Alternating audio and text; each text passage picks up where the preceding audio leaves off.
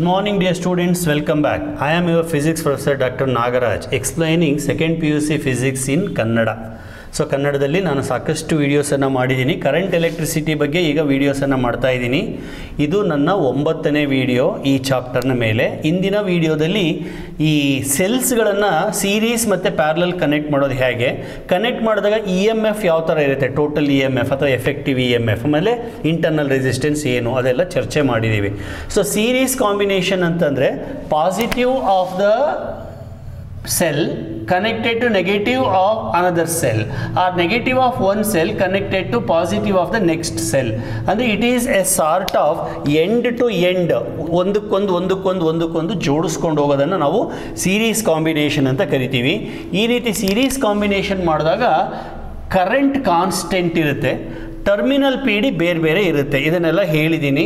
ಈಗ ಈ cell E M F E1 ಅಂದ್ಕೊಳ್ಳೋಣ, E2 E3 E4 etcetera, R1 R2 R3 etcetera ಇದ್ದಾಗ total E M F that is E effective is equal to E1 plus E2.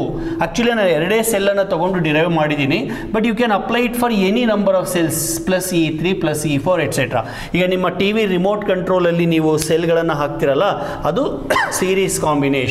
ಆಮೇಲೆ battery torch ಅಂತೀವಲ್ಲ, ಅದರಲ್ಲಿ ನೀವು ಸೆಲ್ಗಳನ್ನು ಹಾಕ್ತಿರಲ್ಲ, ಅದು ಕೂಡ ಸೀರೀಸ್ ಕಾಂಬಿನೇಷನ್. ಟಾಯ್ ಟ್ರೈನ್, ಆಟದ ಸಾಮಾನು ಟ್ರೈನ್ ಇರುತ್ತಲ್ವ, ಅಲ್ಲಿ ಕೂಡ ನೀವು series combination.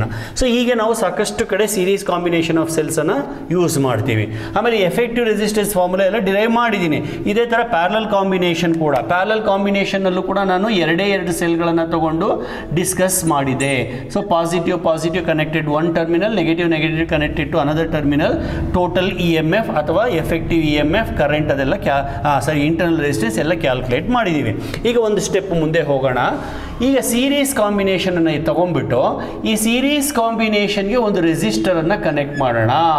For time being I take E M F E only. All the cells are having same E M F E, internal resistance also same. ಅಂದರೆ I am considering only identical cells ಅಂತ ಇಟ್ಕೊಳ್ಳಿ. Identical cells N number of, ಈ ಥರ N number of ಸೆಲ್ಸನ್ನು connect ಮಾಡಿದಾಗ we can show that the total current in the circuit that is I is equal to NE, where N is number of cells in row, ಅಂದರೆ ಒಂದೇ ಲೈನಲ್ಲಿ, divided by R. What is R? This external resistance, plus N into small r. What is small r?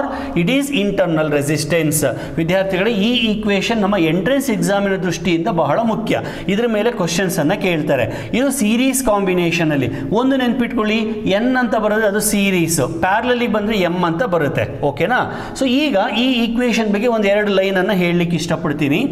Suppose if there are n number of cells, then you have to put n here the value, and here suppose if each cell is having small internal resistance, ಅಂದ್ರೆ R value ತುಂಬ ಕಡಿಮೆ ಇದೆ ಅಂತ ಇಟ್ಕೊಳ್ಳೋಣ, capital R value ತುಂಬ ಜಾಸ್ತಿ ಇದೆ ಅಂತ ಇಟ್ಕೊಳ್ಳೋಣ. ಅಂದರೆ external resistance is very much greater than internal resistance. ಈ ಇಂಟರ್ನಲ್ ರೆಸಿಸ್ಟೆನ್ಸ್ ಬಂದು 0.1 ಓಮ್, 0.2 ಓಮ್, ಈ ಥರ. ಎಕ್ಸ್ಟರ್ನಲ್ ರೆಸಿಸ್ಟೆನ್ಸ್ ಬಂದು 2000, 3000, 10,000 ಈ ಥರ ಇದೆ ಅಂತ ಅಂದ್ಕೊಂಡಾಗ compare to 10,000, 0.1 is negligible. So if external resistance is very high, internal resistance is very small, then R can be neglected. So if you neglect R, this whole term can be neglected. So I is equal to N into E divided by R. So ವಿದ್ಯಾರ್ಥಿಗಳೇ, ಇನ್ನು ಗಮನಿಸಿ, E divided by R ಬಂದು current due to one cell, ಒಂದು ಸೆಲ್ಲಿಂದ ಬರ್ತಕ್ಕಂಥ current. Please recall, ಅದನ್ನೇ ನಾನು ಹೇಳೋದು, ಕಂಟಿನ್ಯೂಟಿ ಮೇಂಟೈನ್ ಮಾಡಬೇಕು ಅಂತ. ಯಾವುದೋ ಒಂದು ವಿಡಿಯೋದಲ್ಲಿ ನಾನು ಈ ಈಕ್ವೇಷನ್ ಅನ್ನು ಡಿರೈವ್ ಮಾಡಿದ್ದೀನಿ, I is equal to E by R plus r ಅಂತ. Suppose if the cell is ideal, perfect, ಅಥವಾ ಇಂಟರ್ನಲ್ ರೆಸಿಸ್ಟೆನ್ಸ್ ಈಸ್ 0 ಅಥವಾ ನೆಗ್ಲಿಜಿಬಲಿ ಸ್ಮಾಲ್, ಅವಾಗ ಈ ಆರ್ ಅನ್ನು ನೆಗ್ಲೆಕ್ಟ್ ಮಾಡ್ಬೋದಲ್ವಾ? ಅವಾಗ I is equal to E divided by R. This is the current due to one cell, ಒಂದು ಸೆಲ್ಲಿಂದ ಬರ್ತಕ್ಕಂಥ ಕರೆಂಟ್. ಈಗ ಆ ಥರದ 10 cell, 20 cell, 30 cell, 100 cell, n number number of cells ಅನ್ನು ಹಾಕೊಂಡಿದ್ದೀನಿ, ಅವಾಗ ಕರೆಂಟ್ ಏನಾಗುತ್ತೆ n times E by R. For example ಒಂದೊಂದು ಸೆಲ್ಲಿಂದನೂ 1 ಆಂಪಿಯರ್ ಕರೆಂಟ್ ಬರುತ್ತೆ ಅಂತ ಇಟ್ಕೊಳ್ಳೋಣ. ಅವಾಗ 10 ಸೆಲ್ ಹಾಕಿದ್ರೆ ಎಷ್ಟು ಕರೆಂಟ್ ಬರುತ್ತೆ? Yes, you are correct, 10 ampere ಬರುತ್ತೆ. 1000 ಸೆಲ್ಸ್ ಅನ್ನು ಹಾಕಿದ್ದೀನಿ, 1000 ಆಂಪಿಯರ್ ಬರುತ್ತೆ. ಅಂದರೆ ಸೆಲ್ಗಳನ್ನು ಸೀರೀಸಲ್ಲಿ ಕನೆಕ್ಟ್ ಮಾಡಿ ನಾವು ಜಾಸ್ತಿ ಕರೆಂಟನ್ನು ಪಡಿಬಹುದು. ಯಾವಾಗ? Provided this is the condition. ಅದರ ಅರ್ಥ ಏನು? ಯಾವಾಗಲೂ ಕರೆಂಟ್ ಜಾಸ್ತಿ ಇರಲ್ಲ, ಕಂಡೀಷನ್ಸ್ ಇರ್ತವೆ. If internal resistance is very small compare to external, then we get maximum current. ಅಥವಾ ಕಾನ್ವರ್ಸ್ ಆಗಿ ಹೇಳೋದಾದರೆ, if the external resistance is very high and if you are given some number of cells, ಒಂದಷ್ಟು ಸೆಲ್ಗಳನ್ನು ಕೊಟ್ಬಿಟ್ಟಿದ್ದೀನಿ, ಜಾಸ್ತಿ resistance ಇದೆ, ನನಗೆ current ಬೇಕು, current ಜಾಸ್ತಿ ಬೇಕು ಅಂದಾಗ ನೀವು ಯಾವ ಯಾವ ಕಾಂಬಿನೇಷನನ್ನು ಪ್ರಿಫರ್ ಮಾಡ್ತೀರಾ? Yes, you have to prefer series combination. So if the external resistance is very high, internal resistance is very low, in order to get maximum current, I should call this as maximum current. In order to draw maximum current, we have to go for series combination. ಗೊತ್ತಾಗ್ತಿದೆಯಲ್ಲೋ ವಿದ್ಯಾರ್ಥಿಗಳೇ? ಹಾಗೆ ಈಗ parallel combination ಬರೋಣ. ಇದನ್ನೇ ತಗೋತೀನಿ. I take m number of cells and I put all of them in parallel. ಎಲ್ಲ ನೆಗೆಟಿವ್ನ ಒಂದು ಕಡೆ, ಎಲ್ಲ ಪಾಸಿಟಿವ್ಸ್ ಅನ್ನ ಒಂದು ಕಡೆ ಕನೆಕ್ಟ್ ಮಾಡ್ತೀನಿ. Then I connect one resistor. When a resistor, let us say capital R, I can show that ಇದು ಸೀರೀಸಿಗಾಯಿತು, ಇದು ಸೀರೀಸಿನ ಕತೆ, ಇದು ಮುಗೀತಿದು. Suppose if I connect this type of if I go for this combination, that is parallel combination, I can show that I is equal to ME.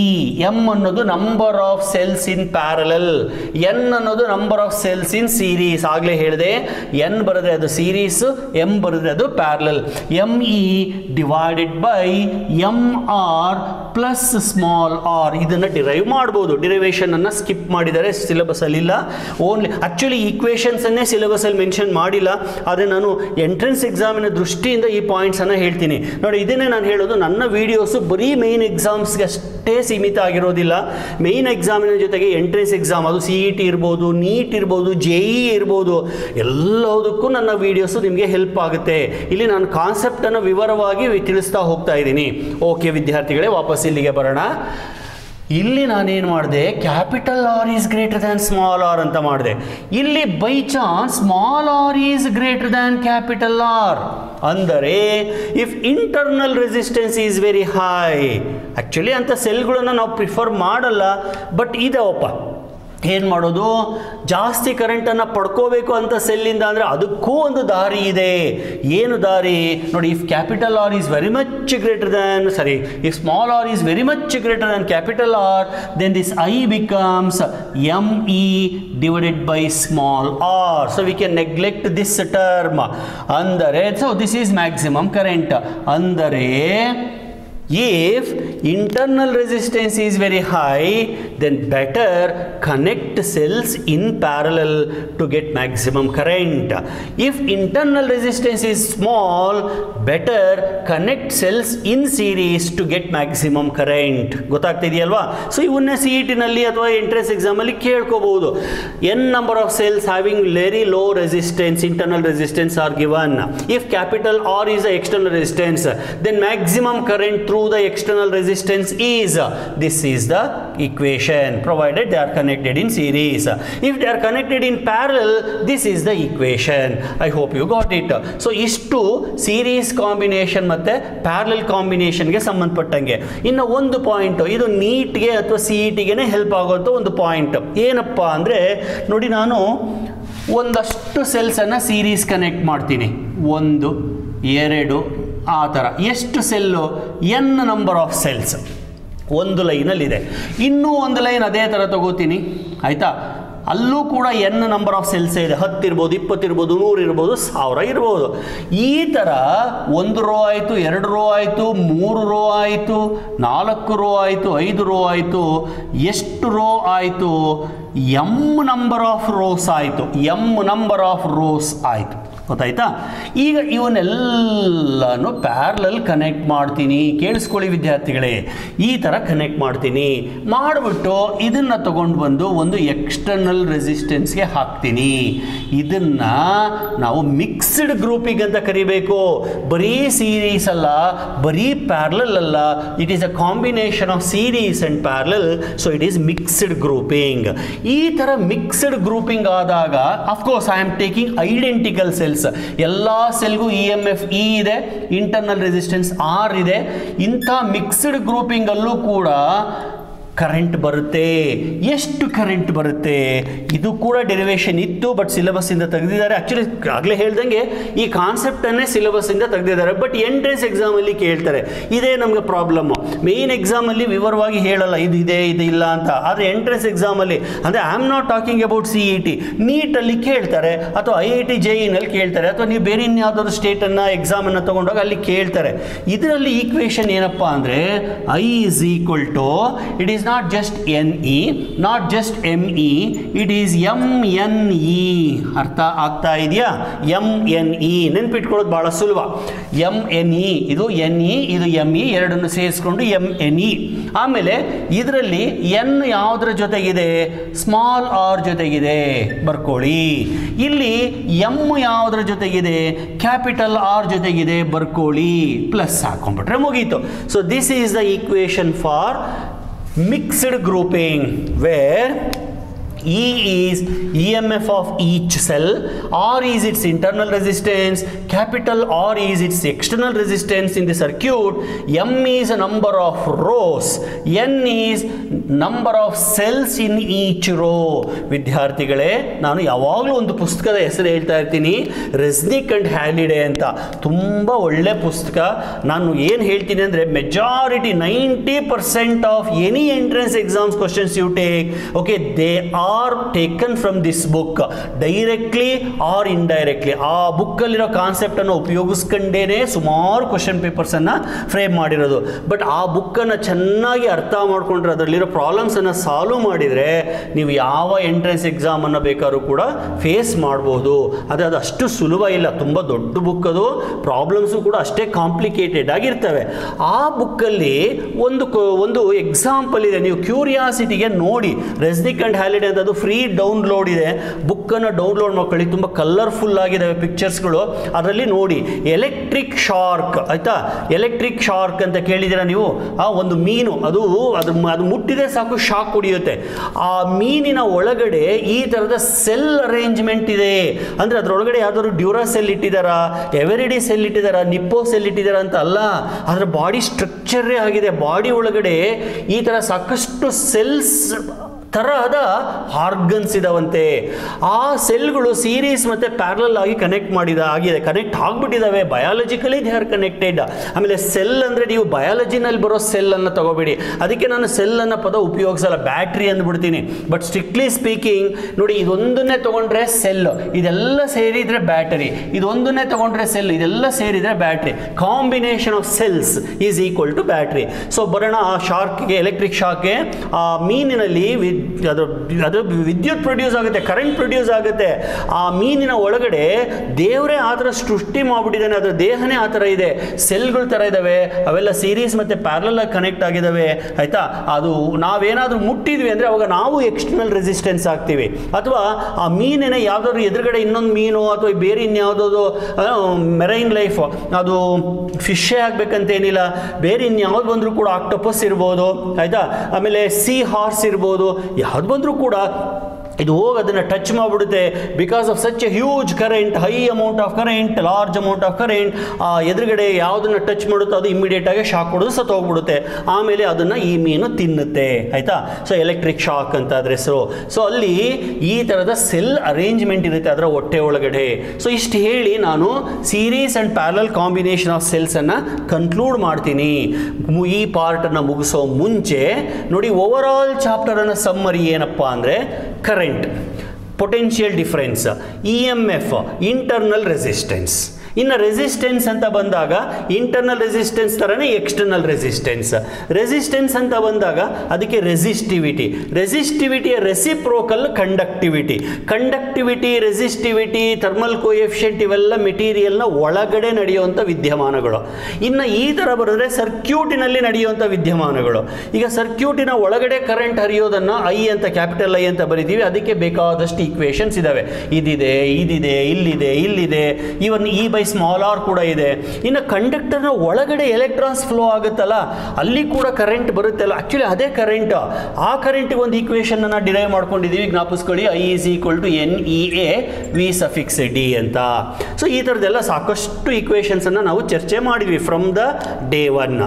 ಈ ಚಾಪ್ಟರ್ನಲ್ಲಿ ಒಂದು ಮುಖ್ಯವಾದ ಒಂದು ಲಾ ಬಂದಿತ್ತು. ಯಾವುದಪ್ಪ ಅದು? Ohm's law. ನೋಡಿ, ಓಮ್ಸ್ ಲಾ ಬಂದು V = IR, one of the basic law ಇದು. Volt = current into resistance.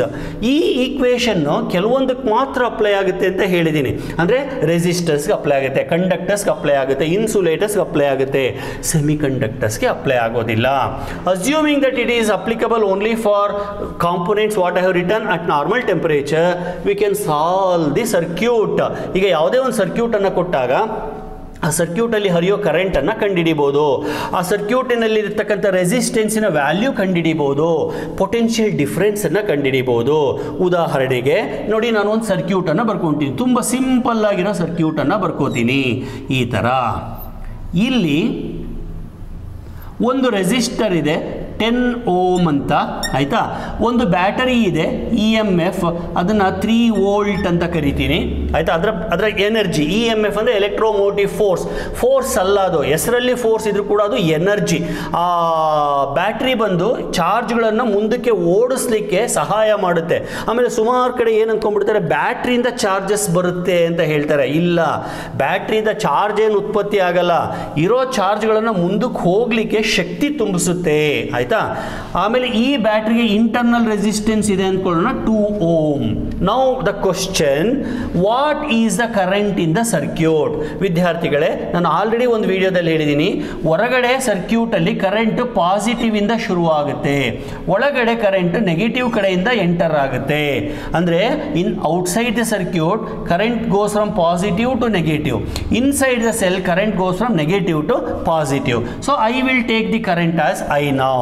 Now the equation I is equal to E divided by R plus R. This is the expression for current in the circuit. Substitute ಮಾಡಿ. 3 volt divided by R is 10 ohm plus internal resistance 2, that is 3 divided by 12, that is 1/4 ampere ಅಥವಾ 0.25 ampere ಅಂತ ಬರೆದ್ರು ಆಯಿತು. So this much of current is flowing in this circuit. ಇದು Ohm's law ಇಂದ ಕಂಡು ಹಿಡ್ಕೊಂಡ್ರಿ, ಆಯಿತಾ. ಫಸ್ಟ್ ಪಾರ್ಟ್ ಕ್ಯಾಲ್ಕುಲೇಟ್ ಕರೆಂಟ್ ಅಂತ.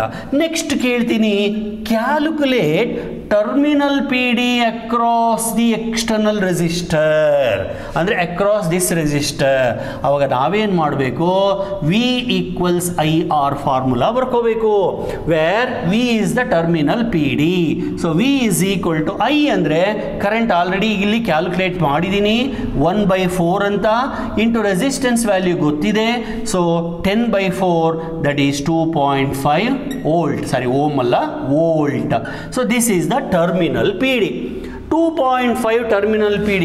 Please recall the difference between EMF, terminal PD, internal resistance. EMF ಬಂದು total energy spent. Terminal PD is the energy spent across that particular resistor. ಈಗ total EMF ಅನ್ನೋದನ್ನು ನಾನು ಅಪ್ಪನ ಸ್ಯಾಲರಿ ಅಂತ ಹೇಳಿದ್ದೆ, terminal PD ಅನ್ನೋದು ಮನೆ ಬಾಡಿಗೆ ಅಂತ ಹೇಳಿದ್ದೆ, ಅಥವಾ ಗ್ರಾಸರೀಸ್ಗೆ ಆಗೋ ಖರ್ಚು ಅಂತ ಹೇಳಿದ್ದೆ, ಅಥವಾ ಹಾಲಿನ ಬಿಲ್ಲು ಅಂತ ಹೇಳಿದ್ದೆ. ಸೊ ಹಾಗೆ ತಗೊಂಡಾಗ ಅಪ್ಪನ ಸಂಬಳ 3 ವೋಲ್ಟ್, 3 ವೋಲ್ಟ್, ಖರ್ಚಾಗಿರೋದು 2.5 ವೋಲ್ಟ್. ಅಪ್ಪನ ಸಂಬಳ 3 ರೂಪಾಯಿ ಅಂದ್ಕೊಳ್ಳೋಣ, ಅದರಲ್ಲಿ 2.5 ರೂಪಾಯಿ ಖರ್ಚಾಗಿದೆ. ಇನ್ನು ಎಷ್ಟು ಉಳ್ಕೊಂಡಿದೆ? ಇನ್ನು 50 ಪೈಸಾ ಉಳ್ಕೊಂಡಿದೆ, ಅಂದರೆ ಅರ್ಧ ರೂಪಾಯಿ ಉಳ್ಕೊಂಡಿದೆ, ಅಂದರೆ 0.5 ಉಳ್ಕೊಂಡಿದೆ. ಹೆಂಗೆ ಗೊತ್ತಾಯಿತು? 3 - 2.5. ಹಾಗಾದ್ರೆ ಆ 0.5 ಎಲ್ಲೋಯ್ತು? Yes, what happen to that 0.5? ನಾ ಹೇಳೋದು ಅರ್ಥ ಆಗ್ತಿದೆಯಾ? ಅಪ್ಪ ಮನೆಗೆ 3 ರೂಪಾಯಿ ತಗೊಂಬಂದ್ರು, ಅದರಲ್ಲಿ 2.5 ರೂಪಾಯಿ ಮನೆ ಬಾಡಿಗೆ ಕೊಟ್ಟೆ. ಈಗ ಯಾರು 2.5 ರೂಪಾಯಿ ಮನೆ ಬಾಡಿಗೆ ತಗೊಳ್ಳೋ ಇಲ್ಲ, ಸುಮ್ಮನೆ ಒಂದು ಎಕ್ಸಾಂಪಲ್ ಅಷ್ಟೇನಪ್ಪ. 3 ರೂಪಾಯಿ ಇತ್ತು ಅಥವಾ ನಿನ್ನ ಜೇಬಲ್ಲಿ 3 ರೂಪಾಯಿ ಇತ್ತು, 2.5 ರೂಪಾಯಿ ಕೊಟ್ಟು ಒಂದು ಚಾಕ್ಲೇಟ್ ತಗೊಂಡೆ, ಇನ್ನೂ 50 ಪೈಸೆ ಇದೆ. ಅದನ್ನ ಏನು ಮಾಡ್ತೀಯ ನೀನು? ಇಲ್ಲಿ ಎಲ್ಲಿ ಫುಲ್ ಖರ್ಚು ಆಗಲೇಬೇಕದು. ಹಾಗಾದ್ರೆ ಇಲ್ಲಿ ಏನಾಗ್ತಾ ಇದೆ ಅದು? Yes, what is happening to that 0.5? It is also spent because there is internal resistance. Internal resistance ಅನ್ನು ಓವರ್ಕಮ್ ಮಾಡಲಿಕ್ಕೆ ಒಂದಷ್ಟು ಎನರ್ಜಿ ವ್ಯಯವಾಯಿತು, ಖರ್ಚಾಯಿತು, ಸ್ಪೆಂಟ್ ಆಯಿತು. ಗೊತ್ತಾಗ್ತಿದೆಯಲ್ವಾ? ಸೊ ಇಂಟರ್ನಲ್ ರೆಸಿಸ್ಟೆನ್ಸ್ ಎಷ್ಟು ಅದನ್ನು ಕಂಡುಹಿಡಿದು ಬಿಡಬೇಕಾದ್ರೆ ಟರ್ಮಿನಲ್ ವಿ, ಇದನ್ನು ವಿ ಡ್ಯಾಶ್ ಅಂತ ಕರೆಯೋಣ. ಅವಾಗ ಅದು ಐ ಇಂಟು ಸ್ಮಾಲ್ ಆರ್ ಆಗುತ್ತೆ. Please recall, E is equal to V plus V dash ಅಂತ ತಾನೇ ಬರೆದಿದ್ದು ನಾನು. ವಿ ಡ್ಯಾಶ್ ಅಂದರೆ I R. Yes, V dash is equal to I is 1/4 already ಮಾಡಿದ್ದೀನಿ, into small r is 2. So 2/4, 2/4 is nothing but 0.5. ಅದನ್ನೆಲ್ವೇನಪ್ಪ ನಾನು ಹೇಳಿದ್ದು. So 0.5 volt is across the terminal P D, sorry across the internal resistance. So ವಿದ್ಯಾರ್ಥಿಗಳೇ, ಈ ಸರ್ಕ್ಯೂಟನ್ನು ನಾನು Ohm's ಲಾನ ಬಳಸಿ solve ಮಾಡಿದೆ. ಈಗ ಈ ಸರ್ಕ್ಯೂಟನ್ನು ಮತ್ತು ನಾನು ಇಲ್ಲಿ ಕಂಡಿಡ್ತಕ್ಕಂಥ ವ್ಯಾಲ್ಯೂಸ್ಗಳನ್ನು ಒಂದು ಡಯಾಗ್ರಾಮನ್ನು ಬರೆದು ತೋರಿಸ್ತೀನಿ. ಇಲ್ಲಿ ನೋಡಿ 2.5 ವೋಲ್ಟು, 0.5 ವೋಲ್ಟು. ಕೇಳಿಸ್ಕೊಳ್ಳಿ. ಈಗ ಇಲ್ಲಿ ಸ್ವಲ್ಪ ಡಯಾಗ್ರಾಮನ್ನು ಟ್ರೈ ಮಾಡ್ತೀನಿ ನಾನು ಬರೀಲಿಕ್ಕೆ. ಇಲ್ಲಿ ಒಂದು ಬ್ಯಾಟರಿ ಇದೆ, ಈ ಥರ ಬರೀತೀನಿ. ಈ ಬ್ಯಾಟರಿ ಆಮೇಲೆ ಒಂದು ರೆಸಿಸ್ಟರ್ ಇದೆ, ಇಂಟರ್ನಲ್ ರೆಸಿಸ್ಟೆನ್ಸ್. ಓಕೆ, ಈ ನಾನು ಅಲ್ಲಿ ಬರ್ದಿರೋ ಥರ ಈ ಕಡೆನೇ ಪಾಸಿಟಿವ್ ತೊಗೊಂಡ್ಬಿಡ್ತೀನಿ. ಇದು ನೆಗೆಟಿವ್. ಇಲ್ಲಿ ಇಂಟರ್ನಲ್ ರೆಸಿಸ್ಟೆನ್ಸ್ ಸೋರ್ಸ್ ಇಲ್ಲ, ಇಲ್ಲಿ ತೋರಿಸ್ತಾ ಇದ್ದೀನಿ. ಆಮೇಲೆ ಒಂದು ಎಕ್ಸ್ಟರ್ನಲ್ ರೆಸಿಸ್ಟೆನ್ಸ್ ಇದೆ ಅಲ್ವಾ? ಹಿಂಗೆ ತಾನೇ ಸರ್ಕ್ಯೂಟ್ ಇರೋದು. ಇಲ್ಲಿ ನಾನು ತೋರಿಸಿಲ್ಲ ಅಷ್ಟೇ ಇಂಟರ್ನಲ್ ರೆಸಿಸ್ಟೆನ್ಸನ್ನು. ಇದು ಕ್ಯಾಪಿಟಲ್ ಆರ್, ಇದು ಸ್ಮಾಲ್ ಆರ್. ಸೊ ಇದು 3 ವೋಲ್ಟ್ನಷ್ಟು ಎನರ್ಜಿಯನ್ನು ಕೊಡ್ತು. ಬ್ಯಾಟರಿ 3 ವೋಲ್ಟ್ನಷ್ಟು ಎನರ್ಜಿನ ಕೊಟ್ಟು ಚಾರ್ಜ್ಗಳನ್ನು ಹತ್ತಿಸ್ತು, ಮೇಲಕ್ಕೆ ಹತ್ತಿಸ್ತು. 3 ವೋಲ್ಟ್ನಷ್ಟು ಎನರ್ಜಿ ಸಪ್ಲೈ ಮಾಡ್ತು. ಈಗ ಆ 3 ವೋಲ್ಟು ಇಲ್ಲೊಂದು ರೆಸಿಸ್ಟರ್ ಇತ್ತಲ್ಲ, ಯಾವುದು ಈ ರೆಸಿಸ್ಟರು, ಅಲ್ಲಿ ಬಂದಂಥ ಅಪೋಸಿಷನ್ನಿಂದ 3 ವೋಲ್ಟು ಸ್ವಯ್ ಅಂತ ಡೌನ್ ಆಯಿತು, ಖರ್ಚಾಗೋಯಿತು. 3 ವೋಲ್ಟ್ ಇದ್ದಿದ್ದು ಎಷ್ಟು ಖರ್ಚಾಯಿತು? 2.5 ವೋಲ್ಟ್ನಷ್ಟು ಖರ್ಚಾಯಿತು. ಗೊತ್ತಾಯ್ತಾ? ಸೊ ಇಲ್ಲಿಂದ ಇಲ್ಲಿಗೆ ಬರಲಿಕ್ಕೆ 3 ವೋಲ್ಟ್ ಎನರ್ಜಿ ಖರ್ಚಾಯಿತು. ಎಷ್ಟು? 2.5 ಖರ್ಚಾಯಿತು. ಇನ್ನು ಉಳಿದಿದ್ದು 0.5. ಅದು ಹಿಂಗೆ ಹರ್ಕೊಂಡು ಬರ್ತಾ ಇದೆ. ಅಂದರೆ 2.5 ವೋಲ್ಟ್ ಎನರ್ಜಿ ಇದೆ. ನೆಕ್ಸ್ಟ್ ಇಲ್ಲಿ ಇನ್ನೊಂದು ರೆಸಿಸ್ಟರ್ ಇದೆಯಾ? ಸೊ ಹಂಗಾಗಿ ಏನಾಗುತ್ತೆ? ಇದು ಮತ್ತೆ ಡೌನ್ ಆಗುತ್ತೆ. ಡೌನ್ ಆಗಿದೆ. ಎಲ್ಲಿಂದ ಡೌನ್ ಆಯಿತು? 2.5 ವೋಲ್ಟ್ ಇದ್ದಿದ್ದು, ಆಯಿತಾ? ಮತ್ತೆ ಎಷ್ಟು? 0.5 ಖರ್ಚಾಗಬೇಕಲ್ವಾ? ಸರಿ, 2.5 ಖರ್ಚಾದ ಇಲ್ಲಿ ಎಷ್ಟು ಉಳಿಯುತ್ತೆ? 0.5 ಉಳಿಯುತ್ತೆ ಅಲ್ವಾ? ಆ 0.5 ಇದ್ದದ್ದು 0 ಆಗಿಬಿಡುತ್ತೆ. ಸೊ 0 ಆಗಿ ಬ್ಯಾಟ್ರಿಯ ನಾರ್ಮಲ್ ಲೆವೆಲ್ಗೆ ಬಂದುಬಿಡುತ್ತೆ. ಸೊ ಬ್ಯಾಟ್ರಿ ಎನರ್ಜಿಯನ್ನು ಕೊಡ್ತು. ಆ ಎನರ್ಜಿ ತಗೊಂಡು ಎಲೆಕ್ಟ್ರಾನ್ಸ್ ಜೋರಾಗಿ ಹೋಗ್ಲಿಕ್ಕೆ ಶುರು ಮಾಡಿದ್ದು. ಎದುರುಗಡೆ ಒಂದು ಅಪೋಸಿಷನ್ ಸಿಕ್ತು, ರೆಸಿಸ್ಟೆನ್ಸ್. ಒಂದಷ್ಟು ಎನರ್ಜಿನ ಖರ್ಚು ಮಾಡಿದ್ದು, ಒಂದಷ್ಟು ಲಂಚ ಕೊಟ್ಟು. ಸೊ ಎನರ್ಜಿ ಖಾಲಿ ಆಗಲಿಲ್ಲ, ಇನ್ನು ಸ್ವಲ್ಪ ಉಳ್ಕೊಂಡಿತ್ತು 0.5. ಮತ್ತೆ ಮುಂದಕ್ಕೆ ಹೋದು, ಅಲ್ಲಿ ಇನ್ನೊಂದು ಅಪೋಸಿಷನ್ ಸಿಕ್ತು, ಅಲ್ಲೊಂದಷ್ಟು ಲಂಚ ಕೊಟ್ಟು 0.5 ವೋಲ್ಟ್ ಎನರ್ಜಿ ಅದೇನಿತ್ತು ಜೇಬಲ್ಲಿ ಅದಷ್ಟು ಖಾಲಿ ಮಾಡಿ ವಾಪಸ್ ಮನೆಗೆ ಬಂದಿದ್ದಾವೆ. ಈಗ ಆ ಚಾರ್ಜಸ್ಗೆ ಮತ್ತೆ ಎನರ್ಜಿಯನ್ನು ಕೊಡಬೇಕು. ಆ ಕೆಲಸನ ನಮ್ಮ ಬ್ಯಾಟ್ರಿ ಮಾಡುತ್ತೆ. ಮತ್ತೆ ಎನರ್ಜಿಯನ್ನು ಕೊಡುತ್ತೆ. ಮತ್ತೆ 3 ವೋಲ್ಟ್ ಎನರ್ಜಿ ಹೊಂದಿ ಅವು ಮುಂದಕ್ಕೆ ಹೋಗ್ತವೆ, ಮತ್ತೆ ಹಾಗೆ ಬರ್ತವೆ. ಈ ಪ್ರೋಸೆಸ್ ಕಂಟಿನ್ಯೂ ಆಗ್ತಾ ಹೋಗ್ತಾ ಇದೆ. ಸೊ ಇದರಿಂದ ನೀವೇನು ಗಮನಿಸ್ಬೋದು? ಬ್ಯಾಟ್ರಿನಲ್ಲಿ ಚಾರ್ಜ್ ಎಲ್ಲ ಉತ್ಪತ್ತಿ ಆಗ್ತಾ ಇರೋದು, ಬ್ಯಾಟ್ರಿನಲ್ಲಿ ಉತ್ಪತ್ತಿ ಆಗ್ತಿರೋದು ಎನರ್ಜಿ. ಆ ಚಾರ್ಜ್ಗಳಲ್ಲಿ ಬರ್ತವೆ, ಎನರ್ಜಿನ ತಗೋತವೆ, ಹೋಗ್ತವೆ, ಅಲ್ಲಿ ಖರ್ಚು ಮಾಡ್ತವೆ, ಬರ್ತವೆ. ಹಾಗೆ ಈಗ ಮಕ್ಕಳು ಅಪ್ಪನ ಹತ್ರ ಬಂದರು, ದುಡಿಸ್ಕೊಂಡ್ರು, ಹೋದ್ರು, ಖರ್ಚು ಮಾಡಿದ್ರು, ಮನೆಗೆ ಬಂದರು. ಈ ರೀತಿ ಅದು ಆಗ್ತಾ ಇದೆ. ಇದು ಸರ್ಕ್ಯೂಟಿನ ಮೀನಿಂಗು. ಸೊ ಇದನ್ನು ನಾನು 3 ಡೈಮೆನ್ಷನಲ್ಲಿ ತೋರಿಸ್ಬೇಕು. ನನ್ನ ನೋಟ್ಸಲ್ಲಿ ಕೊಟ್ಟಿದ್ದೀನಿ ಇದನ್ನು. ಸೊ ಎನರ್ಜಿ ಹಿಂಗೆ ರೈಸ್ ಆಗೋದು, ಅಲ್ಲಿಂದ ಸ್ವಲ್ಪ ಡೌನ್ ಆಗೋದು, ಮತ್ತೆ ಸ್ವಲ್ಪ ಡೌನ್ ಆಗೋದು, ಹೀಗೆ ಆಗಿ ಮತ್ತೆ ನಾರ್ಮಲ್ಸಿಗೆ ಬರೋದು. ಇದು ಹೆಂಗೆ ಗೊತ್ತಾ? ಒಂಥರ ಜೈಂಟ್ ವೀಲ್ ಆಡ್ದಂಗೆ. ಈ ಸರ್ಕಸ್ಗಳಲ್ಲಿ ಬರುತ್ತಲ್ಲ, ವೀಲ್ ಮೇಲಕ್ಕೆ ಹೋಗೋದು, ಎನರ್ಜಿ ತೊಗೊಳ್ಳೋದು, ಆಯಿತು, ಬರ್ತಾ ಕೆಳಗೆ ಇಳಿತಾ ನಿಮ್ಮ ಎನರ್ಜಿ ಕಡಿಮೆ ಆಗಿ ಮತ್ತೆ ಇಲ್ಲಿ ಬಂದಾಗ 0 ಆಗುತ್ತೆ. ಸೊ ಮೇಲಕ್ಕೆ ಹೋಗ್ತಾ ನಿಮ್ಮ ಎನರ್ಜಿ ಜಾಸ್ತಿ ಆಗುತ್ತೆ, ಖರ್ಚು ಆಗಿ ಕೆಳಗಡೆ ಬರುತ್ತೆ. ಸೊ ಈ ರೀತಿ ನೋಡಿ, ನಾವು ಇಲ್ಲಿ ಬರೀ ಒಂದೇ ರೆಸಿಸ್ಟರ್ ಅಲ್ಲ, ಇಲ್ಲಿ ಇನ್ನೊಂದು ರೆಸಿಸ್ಟರ್ ಹಾಕಿದ್ರೂ ಕೂಡ ನಾನು ಸಾಲ್ವ್ ಮಾಡ್ಬೋದು. ಅವಾಗ ಏನಾಗುತ್ತೆ? ಇವೆರಡು ಪ್ಯಾರಲಲ್ ಕಾಂಬಿನೇಷನ್ ಅಂತ ತಗೊಂಡು ಸಾಲ್ವ್ ಮಾಡ್ತೀನಿ. ಅಥವಾ ಇನ್ನೂ ಒಂದು ರೆಸಿಸ್ಟರ್ ಹಾಕಿದ್ರು ಸಾಲ್ವ್ ಮಾಡಬಹುದು. ಆದರೆ ತುಂಬ ಕಾಂಪೋನೆಂಟ್ಸನ್ನು ಹಾಕ್ತಾ ಹೋದಾಗ ಸರ್ಕ್ಯೂಟ್ ಪ್ರಾಬ್ಲಮ್ ಆಗ್ತಾ ಹೋಗುತ್ತೆ. ತುಂಬ ಕಾಂಪೋನೆಂಟ್ಸ್ ಅಂದರೆ ಹೆಂಗೆ ಕಾಣುತ್ತೆ ನೋಡಿ, ಈ ಥರ ತುಂಬ ಕಾಂಪೋನೆಂಟ್ಸ್ ಅಂದರೆ ಒಂದು ರೆಸಿಸ್ಟರ್ ಇದೆ ಆಯಿತಾ, ಒಂದು ಬ್ಯಾಟರಿ ಇದೆ, ಇದೇನಂತ ಕಾಂಪ್ಲಿಕೇಟೆಡ್ ಸರ್ಕ್ಯೂಟ್ ಆಗಲ್ಲ. ಇನ್ನೊಂದು ರೆಸಿಸ್ಟರ್ ಹಾಕ್ತೀನಿ, ಸ್ವಲ್ಪ ಕಾಂಪ್ಲಿಕೇಟ್ ಆಯಿತು. ಇನ್ನೊಂದು ಬ್ಯಾಟ್ರಿ ಹಾಕ್ತೀನಿ, ಇನ್ನೂ ಸ್ವಲ್ಪ ಕಾಂಪ್ಲಿಕೇಟ್ ಆಯಿತು. ಅಥವಾ ಹೀಗೆ ಬರ್ತೀನಿ, ಇನ್ನೊಂದು ರೆಸಿಸ್ಟರ್ ಹಾಕ್ತೀನಿ, ಇನ್ನೊಂದು ರೆಸಿಸ್ಟರ್ ಹಾಕ್ತೀನಿ, ಅಥವಾ ಇಲ್ಲಿ ಇನ್ನೊಂದು ರೆಸಿಸ್ಟರ್ ಹಾಕಿ ಒಂದು ಬ್ಯಾಟ್ರಿ ಹಾಕ್ತೀನಿ, ಹೀಗೆ ಬರುತ್ತೆ. ಇಲ್ಲಿ ಇನ್ನೊಂದು ರೆಸಿಸ್ಟರ್ ಹಾಕ್ತೀನಿ, ಮಾಡ್ಬೋದು. ಈ ರೀತಿ ನಾನು ತುಂಬ ಕಾಂಪೋನೆಂಟ್ಸ್ಗಳನ್ನು ಒಂದಕ್ಕೊಂದು ಸೇರಿಸ್ಕೊಳ್ತಾ ಹೋದರೆ ಅದು ಸರ್ಕ್ಯೂಟ್ ಆಗಲ್ಲ, ಅದು ನೆಟ್ವರ್ಕ್ ಆಗೋಗ್ಬಿಡುತ್ತೆ. ನೆಟ್ವರ್ಕ್ ಅಂದರೆ ಏನು? It is a complicated version of circuit ಅಷ್ಟೇ. ನೆಟ್ವರ್ಕು ಸರ್ಕ್ಯೂಟ್ಗೂ ಏನಂತ ಡಿಫ್ರೆನ್ಸ್ ಏನಿಲ್ಲ. ತುಂಬ ಕಾಂಪೋನೆಂಟ್ಸು ನಾನಾ ರೀತಿಯಲ್ಲಿ ಕನೆಕ್ಟ್ ಆಗಿರ್ತವೆ. ಈಗ ನೆಟ್ವರ್ಕ್ ಅನ್ನೋದನ್ನು ಭಾಳ ಇವತ್ತು ತುಂಬ ಕಾಮನ್ ಆಗಿ ಯೂಸ್ ಮಾಡ್ತಾ ಇದ್ದೀವಿ. ನೆಟ್ವರ್ಕ್ ಸಿಕ್ಕೋದಿಲ್ಲ ಅಂತ ಹೇಳ್ತೀವಿ. ಆ ನೆಟ್ವರ್ಕ್ಗೂ ಈ ನೆಟ್ವರ್ಕ್ಗೂ ವ್ಯತ್ಯಾಸ ಇದೆ. ನಿನ್ನ ಫ್ರೆಂಡ್ಸ್ ನೆಟ್ವರ್ಕ್ ತುಂಬ ಚೆನ್ನಾಗಿದೆ ಅಂತ ಹೇಳ್ತೀವಿ ಅಂದರೆ ನಿನಗೆ ತುಂಬ ಕಾಂಟ್ಯಾಕ್ಟ್ಸ್ ಇದೆ ಅಂತ ಅರ್ಥ. ಹಾಗೆ ಇಲ್ಲಿ ತುಂಬ ಕಾಂಪೋನೆಂಟ್ಸ್ ಇದೆ, ಹೆಂಗೆಂಗೋ ಕನೆಕ್ಟ್ ಆಗಿದೆ ಅಂತ. ಈ ನೆಟ್ವರ್ಕಲ್ಲಿ ಈ ಬ್ಯಾಟ್ರಿ EMF 10 ವೋಲ್ಟ್ ಇದೆ, ಇದರ EMF 2 ವೋಲ್ಟ್ ಇದೆ, ಇದರ EMF 1 ವೋಲ್ಟ್, ಇದು 3 ವೋಲ್ಟ್ ಹೀಗಿದೆ. ನನಗೆ ಈ ಪರ್ಟಿಕ್ಯುಲರ್ ರೆಸಿಸ್ಟರ್ಲಿ ಕರೆಂಟ್ ಎಷ್ಟು ಅಂತ ಕಂಡುಹಿಡಿಬೇಕು, ಅಥವಾ ಈ ಪರ್ಟಿಕ್ಯುಲರ್ ರೆಸಿಸ್ಟರ್ನ ಟರ್ಮಿನಲ್ PD ಎಷ್ಟು ಅಂತ ಕಂಡುಹಿಡಿಬೇಕು. ನೀವು ಈ ಓಮ್ಸ್ ಲಾನ ಬಳಸಿ ಇದನ್ನು ಸಾಲ್ವ್ ಮಾಡೋಕ್ಕಾಗೋದಿಲ್ಲ. ಇಂಥ ಕೇಸಲ್ಲಿ ನಮ್ಮ ಸಹಾಯಕ್ಕೆ ಬರೋದು ಯಾವುದು? Kirchhoff loss. ಸೊ ನನ್ನ ನೆಕ್ಸ್ಟ್ ವಿಡಿಯೋದಲ್ಲಿ ಕಿರ್ಚಾಫ್ ಲಾಸ್ ಬಗ್ಗೆ ಡೀಟೇಲ್ ಆಗಿ ಹೇಳ್ತೀನಿ. ಕಿರ್ಚಾಫ್ ಲಾಸ್ ಒಂಥರ ತುಂಬ ಸಿಂಪಲ್ಲು ಕೂಡ, ತುಂಬ ಕಾಂಪ್ಲಿಕೇಟು ಕೂಡ. ಕಿರ್ಚಾಫ್ ಲಾಸನ್ನು ಅರ್ಥ ಮಾಡಿಕೊಂಡು ಅಲ್ಲಿ ಬರೋ ರೂಲ್ಸನ್ನು ನೀವು ಫಾಲೋ ಮಾಡಿದರೆ ಪ್ರಾಬ್ಲಮ್ ಸಾಲ್ವ್ ಮಾಡ್ಬೇಕಾದ್ರೆ ಒಂಥರ ಖುಷಿ ಅನುಭವಿಸ್ತೀರಾ ನೀವು. ಸೊ ಹೆಂಗೆ ಸಾಲ್ವ್ ಮಾಡೋದು, ಏನೇನು ರೂಲ್ಸನ್ನು ಫಾಲೋ ಮಾಡೋದು ನನ್ನ ನೆಕ್ಸ್ಟ್ ವಿಡಿಯೋದಲ್ಲಿ ನೋಡ್ತೀನಿ. ವಿದ್ಯಾರ್ಥಿಗಳೇ, ದಯವಿಟ್ಟು ನನ್ನ ವೀಡಿಯೋಸ್ ಮೇಲೆ ಲೈಕ್ ಬಟನನ್ನು ಪ್ರೆಸ್ ಮಾಡಿ. ಆವಾಗ ಭಾಳಷ್ಟು ಜನಕ್ಕೆ ಅದು ರೀಚ್ ಆಗುತ್ತೆ, ಅವ್ರಿಗೂ ಕೂಡ ಇದು ಬೆನಿಫಿಟ್ ಆಗುತ್ತೆ. ಆಮೇಲೆ ನಿಮ್ಮ ಕಾಮೆಂಟ್ಸನ್ನು ನನ್ನ ಜೊತೆ ಶೇರ್ ಮಾಡಿ. ಅರ್ಥ ಆಯ್ತಲ್ವಾ? Okay, thank you very much. I will come back very soon. Thank you.